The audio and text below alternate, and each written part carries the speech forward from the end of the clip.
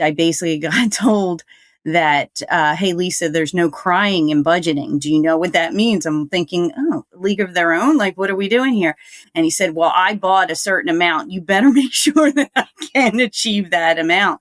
And again, it's like not having a knowledge of your foundation so that when you have expectations, you really need to understand if you can get there.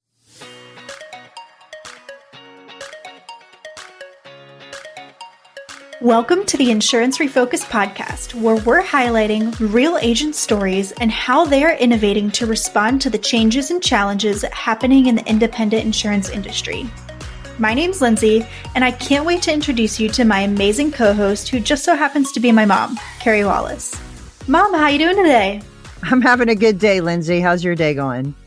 You know, it's going good, but one of my poor little dogs has a hot spot right on the top of her head, and it's really freaking me out. So for our viewers today, if you are watching, I am wearing a brown sweater, but also if you see like dark brown, she's going to be in this episode, and that is just what it is. And you're gonna see Belly. So if you see a little dark brown spot pop into the bottom, that's Belly, but she's not feeling good, so she's gonna be one of two special guests that we have on the episode today.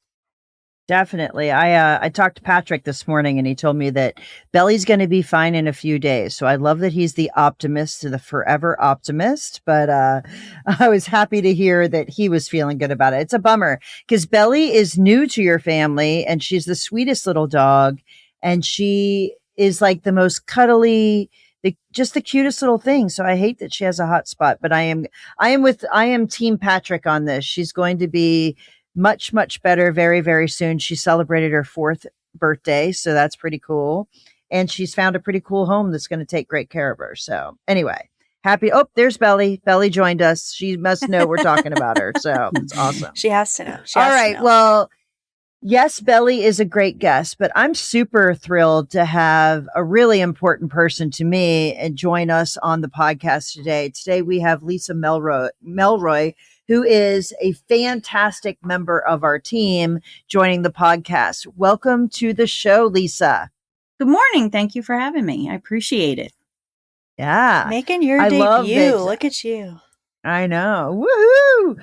So, Lisa, for people that don't know you, which I hope everybody who has ever listened to this podcast, you get mentioned more than you know. So they probably know some things about you. But for those that don't, tell them just a little bit about yourself, whatever you want to share. Okay. My name is Lisa Melroy, obviously. 30 years as a CPA, working in every role that there could possibly be under that title for financial services, as well as a little bit of a stint in non-for-profit. Learned a lot throughout my career. Have worked in independent insurance agents as well as a network, as well as a regional controller that managed the accounting function for multiple independent insurance agencies, and live right outside of Philadelphia, and a huge Eagles fan. So go Birds. Woohoo! Love it. A shout out from Bella. Oh, that's funny. You know, we always know on a Monday morning if the Eagles, during football season, if the Eagles did good or bad based on like how tired you look, or you're like popping in, you're like, guys, let's go, let's rock this week. We know how the Eagles played without even looking it up, which is so funny. For a while there, I was like, on a Sunday or on like a Monday morning, I would like look it up, and then I was like, I don't need to do this anymore. I'm just going to join the call, and it's going to be obvious.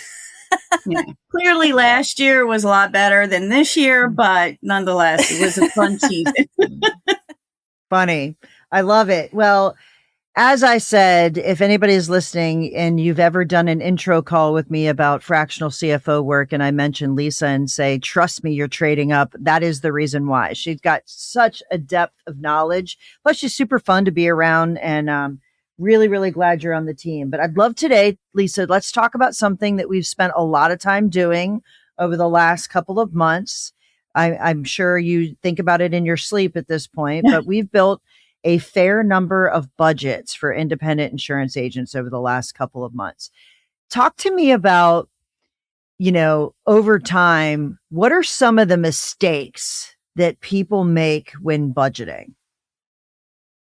Okay. And number one, obviously, is not having one. We all know that it's very important to have a budget, to have a plan, to be able to achieve what it is that you've set out to achieve your strategic goals. But I have found that probably the number one mistake is being too aggressive with your budget, especially on the top line. Um, I'll never forget, I was young, long time ago, and I was not a part of the due diligence of an agency, but I was part of, right after they got acquired, building their budget to present to the people who purchased them, and had to go to New York City, present the budget. And I basically presented what I thought was a realistic budget and said, hey, I went through this. This is what we have. And I think this is what we can achieve. And I basically got told that, hey, Lisa, there's no crying in budgeting. Do you know what that means? I'm thinking, oh, League of Their Own? Like, what are we doing here? And he said, well, I bought a certain amount. You better make sure that I can achieve that amount. And again, it's like not having a knowledge of your foundation, so that when you have expectations, you really need to understand if you can get there. Is what you're saying, can it be achievable? And if so, how are we going to go about doing that? And without laying it out in a budget, you don't have a sense of realization or reality of how to get there, or can you get there? So, there's no, as they said, crying in baseball. You got to figure it out. And the best thing to do is have a good foundation so that we can, build on that. So I couldn't agree more. I'm going to give you a statement that an agency would say, and then I would love to hear how you walk them through maybe creating some realistic parameters around what we're saying. So oftentimes, agency owners, when they think about their goals, they'll give us, I would like to grow by 10% next year. And there's a period at the end of that sentence. If you were building their budget, how would you make sure that's a realistic goal? So revenue, we have to look at those that are contributing to the growth. So we would start with what producers or what employees within your organization will help grow. We would start with, what have they done last year? Does their performance last year indicate that they can achieve that this year? And if not, what changes do you have set in place to allow them to achieve it? So we would take a look at saying, what did they achieve in new business? Were they unvalidated and they're validated and they hit the ground running this year? So that would be a possibility to change it. Do you have new marketing plans that would bring in new referrals or sources of business that you can write that? What does the carrier's appetite look like? What are the rates? Are they strengthening, or are they going against you? What type of business are you looking at? So basically really starting with the people that would contribute to that growth, and can they achieve it based on what you currently have in house? And can we make the investments otherwise to get there? And in that scenario, given the current marketplace that we're in, where we've been in a hard market and we're moving to a soft market, there's a lot of talk about what are the true retention rates that are going to have to be there, because you might write new business, but it might only result in 5% when you really take into account the revenue retention or the revenue loss that could happen from the market softening. So I think putting a realistic eye on things is really important in order to say, while you might think you want to grow 10%, if you can't write the new business to make up that gap, it truly might not be that 10% that you think it's going to be, right? Yes. And I think also too, because we've been in a hard market for a little bit, a lot of a lot of agency owners view their business in terms of premium growth. That's great. But however, when now the rates are softening, you might have the same premium growth, but it won't translate into the same revenue if the rates aren't where they used to be. And that's I found one of the harder, not harder conversations, but more of a realization of, oh, I might have my premium growth, or my retention normally is pretty strong. It's about 95 or 99, but now that's premium. But how does that translate to your P&L? If you're saying 95%, but now you're taking your commission rate from 15, let's just say, to 12, you're losing 3% of that rate on that premium. So your retention will be lower. And that's kind of a harder conversation this year, I've found, with a lot of the agency owners, because they do think in terms of premium, not necessarily in terms of revenue dollars when it comes to creating a budget, which is based on the revenue dollars. So what other mistakes do you see in budgeting, or oversights? If you're doing this alone, what are some other things that you see any owner, as they're building a budget, might have an oversight and get caught by if they haven't gone through a good planning process? I think not really taking a look at your larger clients and what's going on there. Is there a lost business that you're still receiving revenue on, because maybe it's based on 12 months and then you're 6 months in, and then the second half you won't be receiving it. So missing a lot of some of the larger lost business or accounts in particular. I found that it's interesting. We do create our budgets by vendor, a lot of details, especially the larger categories for expenses.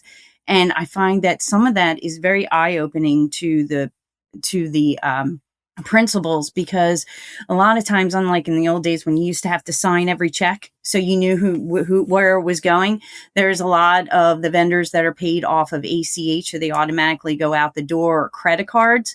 And there's no visibility on exactly who they're paying and what. And there might be smaller dollar amounts, but they do add up. And a lot of times we'll hear, oh, I have to look at that. I don't know why I'm paying for that. When did I start paying for that? They signed up for trial balance and all of a sudden they're paying for it. Similar to what, happens, I think, in our own personal lives. So I think not knowing where they're paying. Also, too, when you roll up your employees and how they're being paid and looking at the FTEs. And then as you translate back into the 10% revenue growth that you want, period, do you have the capacity to grow that without adding to your employees? A lot of times they just look at growth and don't think about the staffing that is needed. Or if you're investing in technology, what is happening? Is there efficiencies that are picking up where you might be able to utilize the technology instead of staffing to help with the 10% growth?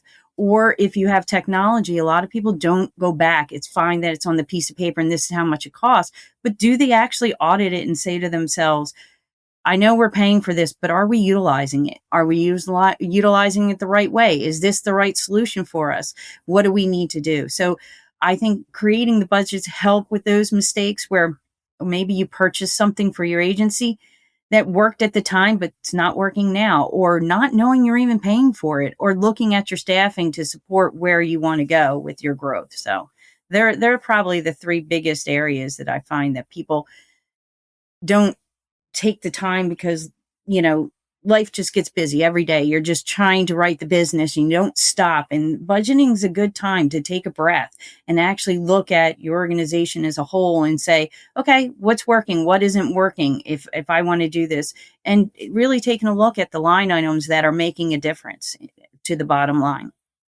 It's so funny, Lisa, we've been doing, in my role, right? I've been doing a lot of benchmarking with agencies.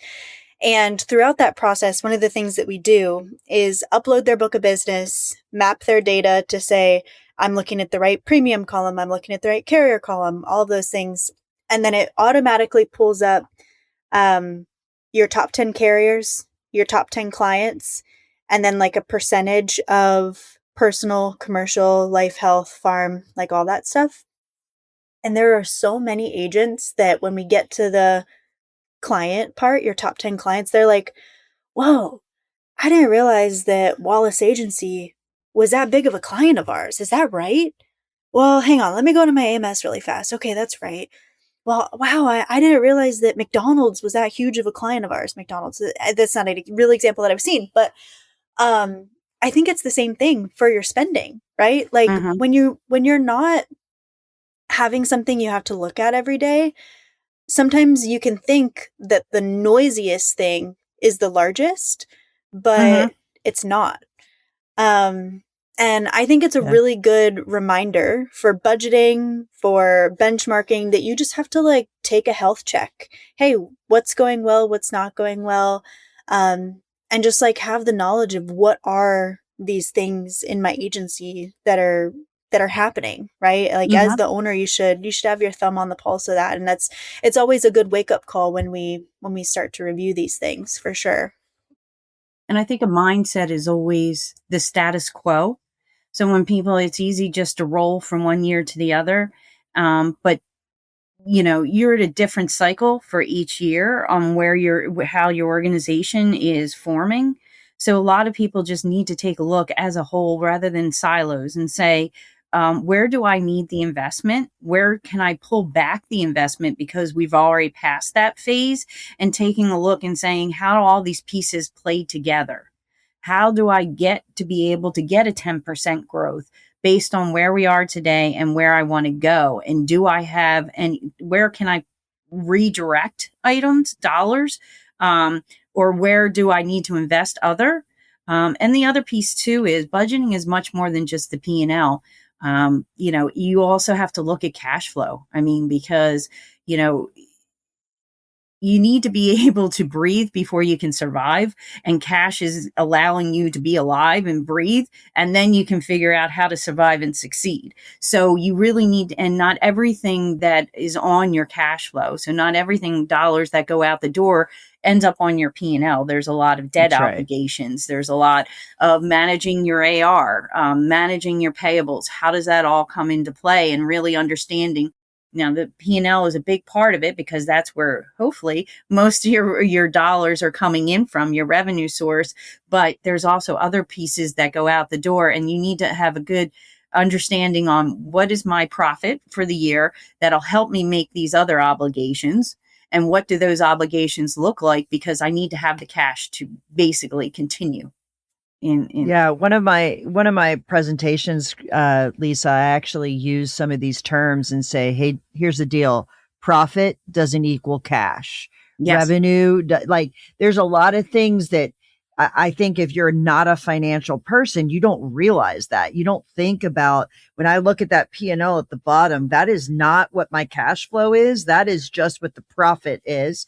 So I love that you're tying that in. And trust me, we'll be coming back and talking about cash flow, because I think for many of our agencies, especially those that are acquiring or those that are transitioning from one generation to another, cash flow is the thing we actually spend the more time on as a fractional CFO with them, because they're trying to get their arms around, what do I have the ability to continue to do, whether it is take over running an agency with the debt of actually buying the agency at the same time, or acquiring, etc. So trust me, you'll be a guest when we talk about cash flow, because you're an expert with 100%.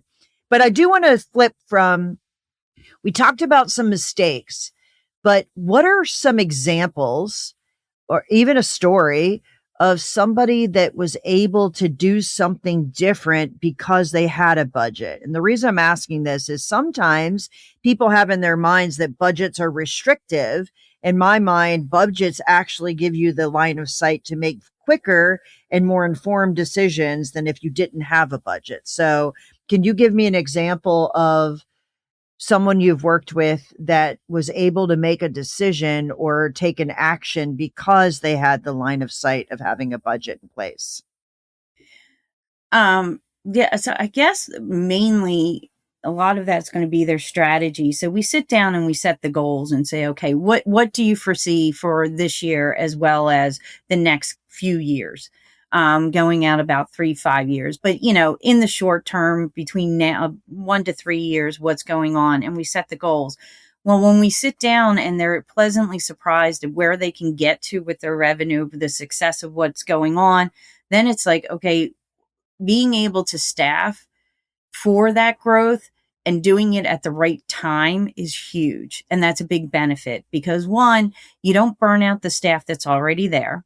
You're not investing in someone too soon where you're overstaffed and you're taking away. And then there isn't that, the distribution of capacity right away. So you're able to set the timing by budgeting the right time to enter a new person, the right time to reshift maybe a books of business. You're able to look at it and say, okay, well, my growth is coming from commercial lines, which is causing the growth. So I need to hire a commercial lines person, not just a body. It can't be personal lines. So I think the success I've found is understanding where your growth is coming from, the revenue, how quickly you can get it, and when to staff and the capacity, because it saves the people that are there. And it also helps with growing in the right time and the right way. Yeah. The reality is staffing makes up 50% of the budget oftentimes. So making strong and solid decisions about hiring might be one of the most impactful things that an agency can have. Um, on the flip side, if the compensation isn't set right, Right. it could actually be a really, really big inhibitor of your profitability. So give me an example of things that you've encountered by helping agencies through a budgeting process about compensation. Like, what are some common challenges that you have seen agencies face in that category?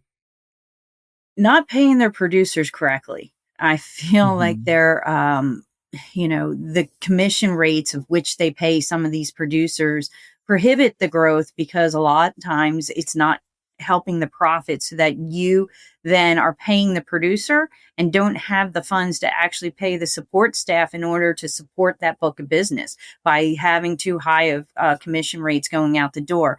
And a lot of times, you'll hear the principals say that they can't get a good quality producer in the door without paying these rates. But in the end, if you're paying them such a high commission rate and they're growing, that's great. But then you have to bring in the support staff.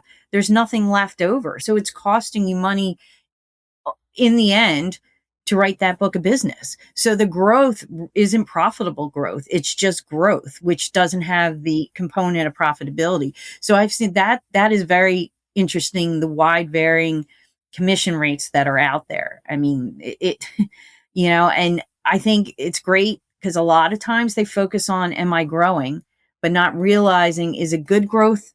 Or I know no one would ever say there's bad growth, but unprofitable growth. Is it really costing me money? Because it's not just what you're paying out to the producers that impact that line business. It's everything that's involved in order to get that book of business serviced, retained, brought in. So Yeah. yeah, the ROI sometimes on writing that book of business isn't always profitable. And that's very, I think, eye-opening when you break it down and really have the conversation. Because too often I think people just think of the growth and don't bring it all the way down to the profit. So, Well, another thing with these crazy producer compensation structures that we see a lot of times, people don't think of the transferability of the book, yeah. right? So not only is it not profitable, but when you go to sell, right, which the only two options for an agency at the end of the day are to shut down or to sell. So we should all be prepping ourselves for sale at the end of the day. When an agency comes and looks at your agency to buy, if you have a crazy wackadoo producer compensation model, a Mm-hmm. buyer is either going to heavily discount your agency and need to restaff all your producers because they're starting from scratch, or they're going to say hell no and walk away. Like, I think that's sometimes what people forget when they're like, oh, sorry, I have a really crazy producer compensation model, but it's working for me.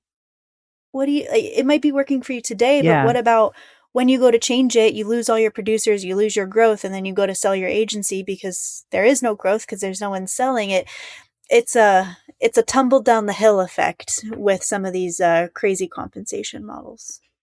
Yeah, the other part is it is really tough to fix someone's compensation right before a sale. Yes. So if you don't know that you are overcompensating, and let me give you an example. If you're, you know, a typical compensation structure for a producer is 45 new, 30 renewal. Let's just say.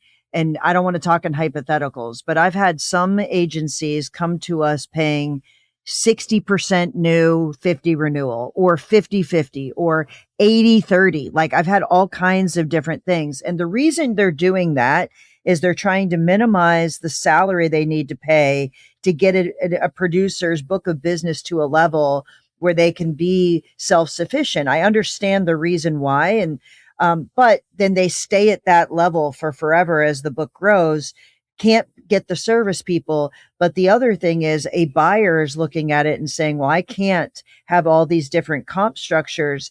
The other option, Lindsay, is they will pay you based on your profitability, and then they'll bring that producer in, pay them the right compensation, and you won't get the differential in the profitability of the agency, but they will.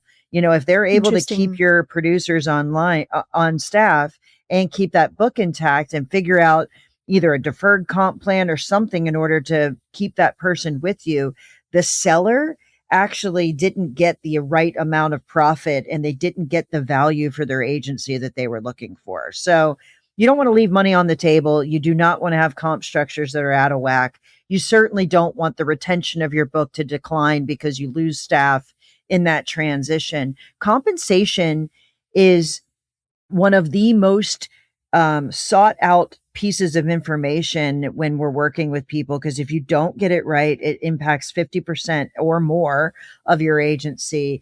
And it doesn't allow you to have the freedom to invest in the things that might drive growth or might drive infrastructure and profitability and efficiency inside your agency. So I think knowing where you are from a budget standpoint, understanding that growth rate, but also the benchmarks for some of these categories becomes very insightful. So Lisa, give me an example of when you go through a budgeting process and you explain the benchmarks based on the size of the agency, what decisions someone might start making if they're above a particular benchmark. Give me just an example of what that might look like.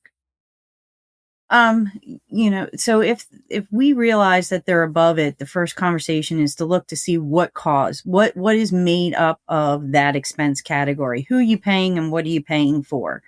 And then we go through and ask the question, are any of these one-time events? Did you have so let's say they were way out of whack on professional fees and it was due to legal. Was that, are you defending a claim? Was that a lawsuit that happened? Are you looking to do something as far as acquisition goes? So taking a look to see if there's any one-time items that are in there that can be managed through. And then the other thing too is to take a look at who you're paying, what you're paying for. Was it effective? Do you need to continue to do that? Is it under a contract and you can't get rid of it? So asking the questions, is it meaningful to your agency now? And can we do anything? Is there contractual obligations to that it has to remain, or can you reduce it if it isn't effective? And are there any one time? So it's really understanding what is that cost doing for you as an organization to help you become effective, efficient, and profitable. Yeah, fantastic. So I think we have definitely given some ideas about why having a budget makes a ton of sense. If somebody wanted to go through this process, is there, have they missed the window? If it's February and you don't have a budget, like what does that look like, Lisa? What advice would you give to someone? No, you should always, look, it's only February, so you have 1 month. The good thing is, that you have actuals for January. So now you're looking at 11 months and what's going on. Maybe it helps set the tone for what's going on for the rest of the year. But you should, it's never too late to have a budget. The other thing too is, I think it's important for people to understand that you set a budget based on what you know at that time. So you sat down, you looked at everything, and this is but if there's events that happen, it doesn't mean that it's set in stone. And the budget will never be perfect because, again, it's all based on estimates of what you know. It's a living and breathing document that you look at every month. It's important. You don't just set a budget, put it in your drawer and you move on, or save it in a folder. I know, Lindsay, I'm a paper person, but you need to basically every month take a look at it. Are we tracking? What's going on? Where are we hitting and where are we missing the mark? And is there anything we can do to change course of action? Is this just a 1 month thing? Is it a timing thing? Or are we heading in a different direction? And then we need to reset that budget into a forecast to say, okay, looks like we're trending higher when it comes to, I don't know, payroll costs. So let's increase what we think the budget's going to be for that. So we're going to reforecast it to be the amount of level that we're spending currently. If we feel that we were very conservative with our retention and we thought we were going to get hit harder with it, and we had, I'm going to throw out a number, 80%, but we're really tracking more till 85. Well, let's look at that, reforecast that. That gives us a little bit more room. Is there anything that at the budget table we said we can't do because we didn't think our revenue level was going to be at a certain amount that we might want to now invest in because we have the funds to do so? So it's very important to not just set a budget and forget it. You need to look at it every month and compare it to where you're going and make sure that you take the course of change the course of any area that you need to make sure that you're looking at a reasonable and realistic view of how your year is going to end up turning out. So I think it's very important. I think some people just think it's a budget season, and once we approve it, because I know it's very tedious, but once we're done, we're done. But no, it should be something that you manage through every month with your results to make sure that you know exactly what direction you're heading and you're not surprised. All of a sudden it's November and it's like, okay, what are we doing? We didn't hit any of our targets. It should happen as you're going through each month. So awesome. Well, Lisa, thank you so much for joining us for your inaugural Business Refocused podcast. We really appreciated you taking time out of your very busy schedule to join us and share about budgeting. We'd love to have you back to talk about other various things you work on. You do so much for us and our agencies. It's time people learn from you just as much as they learn from both of us. So you'll definitely be back returning guests on the podcast, but thank you so much. No, thank you. I appreciate it. Thanks so much for tuning in to the Insurance Refocused podcast. If you enjoyed the episode, please be sure to hit subscribe and leave us a review so you'll never miss us. Want to learn more about how AgencyFocus can help you grow your agency? Head to agency-focus.com or email Carey directly at carey@agency-focus.com. If you need to get in touch with me, feel free to shoot me an email at lindsay@agency-focus.com. Thanks so much for tuning in. We'll see you next week.